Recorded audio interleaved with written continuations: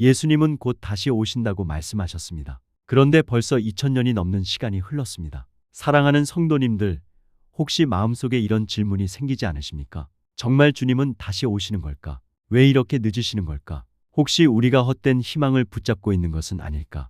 이 질문은 단순한 호기심이 아니라 신앙의 뿌리를 흔드는 무거운 질문이기도 합니다. 우리의 삶 속에서도 약속이 지켜지지 않을 때 초조함이 있습니다. 아이는 아버지가 곧 온다고 했는데 시간이 지나도 오지 않으면 현관문 앞에서 울먹입니다. 아빠 언제 와? 하고 묻습니다. 어르신들은 병원 예약 시간이 지났는데도 의사가 나타나지 않으면 불안해하며 중얼거립니다. 왜 이렇게 늦는 거지? 사랑하는 성도님들, 우리도 예수님의 재림을 기다리며 똑같은 감정을 느낍니다. 기다림이 길어질수록 마음은 흔들리고 혹시 그 약속이 무너지는 것은 아닌가 두려움이 밀려옵니다. 정말 그렇지 않습니까? 성경도 이 의문을 인정합니다. 이미 초대교회 때부터 사람들은 물었습니다. 주께서 강림하신다는 약속이 어디 있느냐? 기다림이 길어질수록 의심이 고개를 들었습니다. 그런데 성경은 분명히 대답합니다. 베드로후서 3장 9절은 이렇게 말씀합니다. 주의 약속은 어떤 이들이 더디다고 생각하는 것 같이 더딘 것이 아니라 오직 너희를 대하여 오래 참으사 아무도 멸망하지 아니하고 다 회개하기에 이르기를 원하시느니라. 예수님은 늦으신 것이 아니라 하나님이 기다리시는 것입니다. 아직도 돌아오지 못한 사람들을 위해 은혜의 시간을 주고 계신 것입니다. 사랑하는 성도님들, 오늘 이 말씀을 4가지로 나누어 묵상하려 합니다. 그리고 그것을 통해 우리의 믿음이 더욱 단단해지고 흔들림 없는 소망을 갖게 되기를 바랍니다. 첫 번째로, 예수님의 약속은 절대 무너지지 않는 확실한 약속입니다. 사랑하는 성도님들, 우리는 살아가면서 수많은 깨진 약속을 경험합니다. 정치인의 공약이 지켜지지 않을 때가 많습니다. 가까운 친구가 반드시 지켜주겠다고 약속했지만 곧 잊어버리는 경우도 있습니다. 심지어 우리의 다짐도 자주 무너집니다. 그래서 약속이라는 단어가 점점 가볍게 느껴지기도 합니다. 그러나 하나님의 약속은 다릅니다. 하나님은 사람이 아니시기 때문에 거짓말을 하지 않으시고 인생이 아니시니 후회가 없으십니다. 민수기 23장 19절은 이렇게 말씀합니다. 하나님은 사람이 아니시니 거짓말을 하지 않으시고 인생이 아니시니 후회가 없으시도다. 어찌 그 말씀하신 바를 행하지 않으시며 하신 말씀을 실행하지 않으시랴. 그렇습니다. 하나님의 약속은 반드시 성취됩니다. 사도행전 1장 11절을 보십시오. 천사가 제자들에게 이렇게 말했습니다. 너희 가운데서 하늘로 올려주신 이 예수는 하늘로 가심을 본 그대로 오시리라. 예수님의 다시 오심은 단순한 위로가 아니라 반드시 이루어질 사실입니다. 사랑하는 성도님들, 주님의 다시 오심은 우리의 상상이나 소망이 아니라 하나님이 친히 말씀하신 약속입니다. 우리는 성경 속에서 이미 이루어진 약속들을 봅니다. 구약에 수없이 기록된 메시아에 대한 예언이 때가 참에 예수 그리스도의 탄생으로 성취되었습니다. 이사야가 예언한 대로 동정녀에게서 아들이 태어났습니다. 미가 선지자가 예언한 대로 베들레헴에서 아기가 태어났습니다. 호세아 선지자가 말한 대로 애굽에서 아들을 불러내셨습니다. 성경의 예언 하나하나가 정확하게 성취되었습니다. 그렇다면 아직 이루어지지 않은 예수님의 재림의 약속도 반드시 이루어질 것임을 믿을 수 있지 않겠습니까? 성도님들, 혹시 농사 지으시던 경험이 있으십니까? 씨를 뿌릴 때 우리는 반드시 거둘 것을 기대하며 뿌립니다. 당장 내일 열매가 맺히지 않는다고 해서 씨앗이 사라진 것은 아닙니다. 시간이 지나 뿌리가 내리고 싹이 트고 꽃이 피면 열매가 맺히는 것입니다. 하나님의 약속도 이와 같습니다. 지금 당장 이루어지지 않았다고 해서 약속이 무너진 것이 아닙니다. 하나님의 때가 되면 반드시 이루어집니다. 이스라엘 백성이 바벨론 포로로 끌려갔을 때 그들은 메시아의 약속을 붙잡았습니다. 70년이라는 긴 세월 동안 눈물로 기도하며 기다렸습니다. 그리고 때가 참에 하나님은 그 약속을 성취하셨습니다. 예수 그리스도가 오셨습니다. 성도님들, 구약에서 메시아의 약속이 이루어진 것처럼 신약에서 주님의 재림의 약속도 반드시 이루어질 것입니다. 우리가 의심할 때마다 기억해야 할 것이 있습니다. 하나님의 말씀은 반드시 성취된다는 사실입니다. 인간의 약속은 흔들리고 깨지지만 하나님의 약속은 결코 변하지 않습니다. 지금은 주님의 오심이 늦어지는 것처럼 보일지라도 그것은 지연이 아니라 때가 차기를 기다리는 것입니다. 성도님들, 이런 경험 있으시죠? 버스를 기다릴 때 시간이 늦어져 마음이 불안해집니다. 그런데 결국 버스가 도착했을 때 그 기다림은 끝이 납니다. 마찬가지입니다. 우리가 보기에는 주님의 오심이 늦는 것 같지만 그분은 반드시 오십니다. 그 약속은 변하지 않습니다. 이것이 첫 번째 진리입니다. 예수님의 약속은 절대 무너지지 않는 확실한 약속입니다. 두 번째로, 예수님의 오심이 늦어지는 것은 하나님의 오래 참으심 때문입니다. 사랑하는 성도님들, 우리가 보기에 2000년이라는 시간은 참 길게 느껴집니다. 2세대만 지나도 세상이 완전히 바뀌는데 2000년은 우리의 상상을 훌쩍 넘어서는 세월입니다. 그래서 어떤 이들은 이렇게 말합니다. 너무 늦은 것 아닐까? 어쩌면 예수님은 다시 오시지 않는 것 아닐까? 그러나 성경은 분명히 말합니다. 예수님의 늦어지심은 지연이 아니라 오래 참으심이라는 것입니다. 시편 90편 4절은 이렇게 말씀합니다. 주의 목전에는 천년이 지나간 어제 같으며 밤의 한순간 같을 뿐임이니이다. 하나님의 시간은 우리의 시간과 다릅니다. 우리는 하루가 늦어져도 불안해지지만 하나님은 영혼의 관점에서 세상을 다스리십니다. 천년이 하나님께는 어제와 같고 밤의 한순간과 같습니다. 그러므로 우리가 보기에는 늦어지는 것 같아도 하나님께는 오래 참으시는 시간입니다. 베드로후서 3장 9절은 이렇게 말씀합니다. 아무도 멸망하지 아니하고 다 회개하기에 이르기를 원하시느니라. 사랑하는 성도님들, 만약 주님이 내가 아직 믿지 않았을 때에 오셨다면 어땠을까요? 아마도 우리는 준비되지 못한 채 심판을 맞이했을 것입니다. 그러나 하나님은 기다리셨습니다. 나를 기다리셨고 내 가족을 기다리셨고 우리의 이웃을 기다리셨습니다. 이 지연은 사랑의 지연입니다.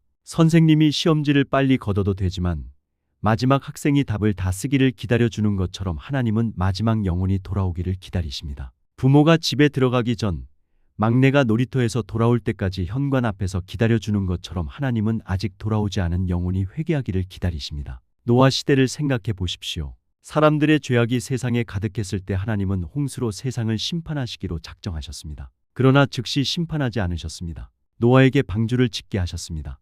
방주를 짓는 데는 수십 년이 걸렸습니다. 그 시간은 단순히 배를 만드는 시간이 아니었습니다. 회개할 기회를 주시는 시간이었습니다. 그러나 사람들은 노아를 조롱하며 방주 짓는 것을 구경만 했습니다. 하나님의 오래 참으심을 무시했습니다. 결국 홍수가 임했을 때 그제야 하나님의 경고가 사실임을 알았지만 이미 늦었습니다. 이스라엘 백성이 광야에서 불평하고 원망할 때도 하나님은 오래 참으셨습니다. 수많은 불순종 속에서도 하나님은 그들을 버리지 않으셨습니다. 선지자들을 보내어 경고하시고 돌이킬 기회를 주셨습니다. 하나님의 마음은 심판보다 회개에 있습니다. 멸망보다 구원에 있습니다. 그래서 하나님은 오래 참으십니다. 사랑하는 성도님들, 혹시 이런 경험 있으십니까? 자녀가 부모 마음을 아프게 하며 잘못을 반복할 때 부모는 즉시 내치지 않습니다. 속이 상하고 눈물이 나도 끝까지 기다립니다. 이번에는 돌아오겠지 하는 마음으로 기다립니다. 그것이 부모의 사랑입니다. 하나님의 사랑도 이와 같습니다. 아직 믿지 않는 영혼들을 향하여 하나님은 기다리십니다. 성도님들, 이 기다림은 단지 다른 사람을 위한 것이 아닙니다. 우리 자신을 위한 것이기도 합니다. 혹시 우리의 기도 응답이 늦어지는 것 같아 마음이 조급하십니까? 혹시 인생의 문제가 풀리지 않아 하나님이 늦으신다고 느끼십니까?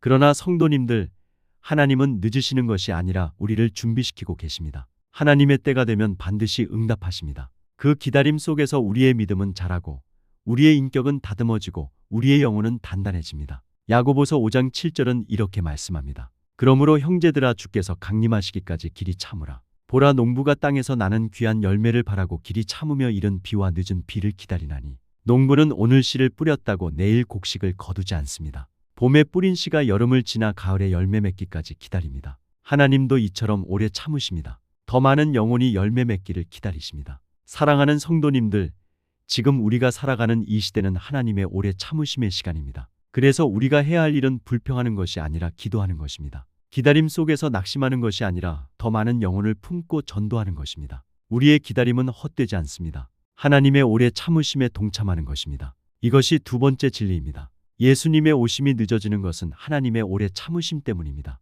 세 번째로, 예수님의 재림은 준비된 삶을 요구하십니다. 사랑하는 성도님들, 우리는 기다림에 익숙하지 않은 세상에 살고 있습니다. 요즘은 무엇이든지 빨리 되어야 합니다. 휴대폰으로 버튼만 누르면 물건이 하루 만에 집 앞에 도착합니다. 은행 일도 병원 예약도 심지어 사람과의 대화도 즉시 답변이 오기를 원합니다. 그러나 하나님의 시간은 우리의 속도와 다릅니다. 예수님의 재림은 우리가 계산한 시간표대로 이루어지지 않습니다. 마태복음 24장 42절은 이렇게 말씀합니다. 그러므로 깨어 있으라. 어느 날에 너희 주가 임할는지 너희가 알지 못함이니라. 주님의 재림은 우리의 예측을 넘어 우리가 생각하지 못한 때에 갑자기 임하실 것입니다. 마치 도둑이 오는 것처럼 아무도 예상하지 못한 순간에 찾아오실 것입니다. 그러므로 성도님들, 준비 없이 기다리는 것은 무모한 일입니다. 준비된 기다림이 참된 믿음입니다. 사랑하는 성도님들, 준비한다는 것은 무엇을 의미할까요? 준비한다는 것은 단순히 재림의 날짜를 계산하거나 예언서를 해석하는 것이 아닙니다. 누가복음 12장 40절에서 예수님은 말씀하십니다. 그러므로 너희도 준비하고 있으라. 생각하지 않은 때에 인자가 오리라. 준비한다는 것은 오늘 하루를 주님 앞에서 정직하게 살아가는 것입니다. 지금 이 순간을 주님께 합당하게 살아내는 것입니다. 깨어있는 삶은 두려움 속에 밤잠을 설치는 삶이 아닙니다. 깨어있는 삶은 일상의 모든 순간을 주님 앞에 드리는 삶입니다. 우리가 밥상을 차리는 작은 손길에도, 직장에서 땀 흘려 일하는 순간에도, 교회에서 봉사하는 섬김에도 주님을 향한 마음이 담겨 있을 때 그것이 준비된 삶입니다. 성도님들, 마태복음 25장에 나오는 10처녀의 비유를 기억하시지요? 신랑을 기다리던 10명의 처녀 가운데 5은 기름을 준비했고 5은 준비하지 않았습니다. 신랑이 갑자기 올 때 준비된 자는 잔치에 들어갔지만 준비하지 않은 자는 문 밖에 갇히고 말았습니다. 주님의 재림도 이와 같습니다. 준비한 자는 기쁨으로 주님을 맞이하지만 준비하지 못한 자는 문 밖에서 슬피 울며 이를 갈 수밖에 없습니다. 사랑하는 성도님들, 준비 없는 신앙은 위험합니다. 예배를 드리지만 마음은 세상에 빼앗기고 기도를 하지만 입술로만 하는 기도라면 그것은 준비된 신앙이 아닙니다. 깨어있는 신앙은 언제라도 주님을 맞이할 준비가 되어 있는 신앙입니다. 회개해야 할 것은 회개하고 용서해야 할 사람은 용서하며 사랑해야 할 사람은 사랑하는 신앙입니다. 농부가 추수를 기다릴 때를 생각해 보십시오. 농부는 손 놓고 가만히 있지 않습니다. 땅을 갈고 씨를 뿌리고 잡초를 뽑고 물을 주며 기다립니다. 신랑을 기다리는 신부도 마찬가지입니다. 집을 정리하고 옷을 준비하고 자신을 단장하며 신랑이 언제 오더라도 기쁘게 맞이할 준비를 합니다. 우리도 이처럼 주님을 맞을 준비를 해야 합니다. 사랑하는 믿음의 가족들, 준비된 신앙은 두려움을 몰아냅니다. 준비되지 않은 사람만이 두려움 속에 떨게 됩니다. 준비된 사람은 언제 주님이 오셔도 기쁨으로 맞이할 수 있습니다. 우리가 깨어있는 삶을 살 때 두려움 대신 소망이 자리합니다. 불안 대신 평안이 채워집니다. 에베소서 장 15절과 16절은 이렇게 말씀합니다. 그런즉 너희가 어떻게 행할지를 자세히 주의하여 지혜 없는 자 같이 말고 오직 지혜 있는 자 같이 하여 세월을 아끼라 때가 악하니라. 사랑하는 성도님들, 세월은 빨리 흘러갑니다. 하루하루가 소중합니다. 우리가 주님을 위해 준비하지 않고 흘려보낸 시간은 다시 돌아오지 않습니다. 그러므로 하루를 주님을 위해 사용해야 합니다. 성도님들, 우리의 기다림은 헛된 시간이 아닙니다. 준비된 기다림은 주님을 향한 믿음의 표현입니다. 이것이 세 번째 진리입니다. 예수님의 재림은 준비된 삶을 요구하십니다. 네 번째로, 예수님의 약속은 우리에게 소망과 용기를 줍니다. 사랑하는 성도님들, 세상은 우리에게 끊임없이 불안과 두려움을 안겨줍니다. 뉴스에서는 전쟁과 갈등, 경제 위기와 자연재해의 소식이 끊이지 않습니다. 나이가 들수록 건강은 약해지고 가까운 이들과의 이별은 늘어갑니다. 그래서 우리는 이렇게 질문할 때가 있습니다. 앞으로 어떻게 살아야 할까? 그러나 성도님들, 예수님의 다시 오심은 우리에게 새로운 소망을 줍니다. 히브리서 10장 37절은 이렇게 말씀합니다. 잠깐 후면 오실 이가 오시리니 지체하지 아니하시리라. 주님은 반드시 오십니다. 그리고 그 오심은 우리의 모든 눈물을 닦아 주시는 날이 될 것입니다. 요한계시록 21장 4절은 이렇게 말합니다. 모든 눈물을 그 눈에서 닦아 주시니 다시는 사망이 없고 애통하는 것이나 곡하는 것이나 아픈 것이 다시 있지 아니하리니 처음 것들이 다 지나갔음이러라. 성도님들, 이것이 우리의 소망입니다. 지금은 고난과 눈물이 있지만 주님이 오실 때에는 모든 것이 새롭게 됩니다. 억울한 눈물이 있습니까? 아무도 알아주지 않는 상처가 있습니까?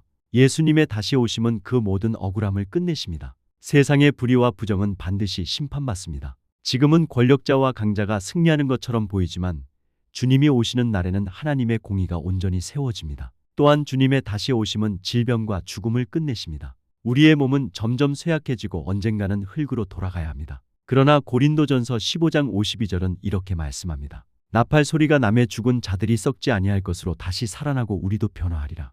부활의 약속이 있습니다. 썩을 몸이 썩지 않을 몸으로, 약한 몸이 강한 몸으로, 죽을 몸이 영원한 몸으로 바뀌게 될 것입니다. 성도님들, 이것이 우리의 소망입니다. 지금의 고난은 잠깐입니다. 그러나 장차 올 영광은 영원합니다. 지금의 눈물은 곧 끝날 것입니다. 그러나 주님의 나라에서 주어질 기쁨은 끝이 없습니다. 혹시 요즘 마음이 지치고 낙심되십니까? 현실이 너무 무겁고 버겁게 느껴지십니까? 그렇다면 주님의 다시 오심을 바라보십시오. 그 약속이 우리에게 용기를 줍니다. 포기하지 않게 만듭니다. 어둠이 깊을수록 새벽은 가까운 법입니다. 지금 세상이 어둡게 느껴질수록 주님의 오심은 가까워지고 있습니다. 사랑하는 믿음의 가족들, 이 소망은 추상적인 상상이 아닙니다. 역사 속에서 예수님이 오셨고 십자가에 달리셨고 부활하셨습니다. 과거의 약속이 이루어진 것처럼 미래의 약속도 반드시 이루어집니다. 그러므로 우리는 두려움 대신 소망을, 낙심 대신 용기를 붙들 수 있습니다. 성도님들, 우리가 서로에게 이렇게 말해야 합니다. 조금만 더 힘냅시다. 주님이 곧 오십니다. 신앙의 길이 외롭고 힘들 때 함께 주님의 약속을 붙들며 서로를 격려하는 것입니다. 이것이 교회의 힘입니다. 우리가 서로 위로하며 주님의 다시 오심을 기다릴 때 교회는 세상 속에서 흔들리지 않는 등불이 됩니다. 그러므로 사랑하는 성도님들, 오늘도 소망을 붙드십시오. 어떤 상황에서도 용기를 내십시오. 주님은 반드시 오십니다. 그리고 그날은 영원한 기쁨과 영광의 날이 될 것입니다. 이것이 네 번째 진리입니다. 예수님의 약속은 우리에게 소망과 용기를 줍니다. 사랑하는 믿음의 가족들, 이제 오늘 말씀을 정리하겠습니다. 첫 번째로, 예수님의 약속은 반드시 이루어집니다. 두 번째로, 주님의 지연은 하나님의 오래 참으심입니다. 세 번째로, 우리는 준비된 삶을 살아야 합니다. 네 번째로, 이 약속은 우리에게 소망과 용기를 줍니다. 그러므로 우리는 주님의 재림을 두려움으로 기다리는 것이 아니라 은혜와 소망으로 기다려야 합니다. 사랑하는 성도님들, 중요한 것은 날짜가 아닙니다. 중요한 것은 내가 준비되어 있느냐 하는 것입니다. 오늘의 말씀에 은혜가 되셨다면 좋아요와 댓글로 함께 고백을 나누어 주시기를 부탁드립니다. 주님, 저는 준비된 삶으로 주님을 기다리겠습니다. 이 고백을 댓글로 남겨주십시오. 그 고백이 또 다른 사람들에게 소망이 되고 힘이 될 것입니다. 마지막으로 축복하며 마치겠습니다. 믿음의 가족들, 성도님들의 가정과 살 위에 하나님의 은혜와 평강이 충만하시기를 주님의 이름으로 축원합니다.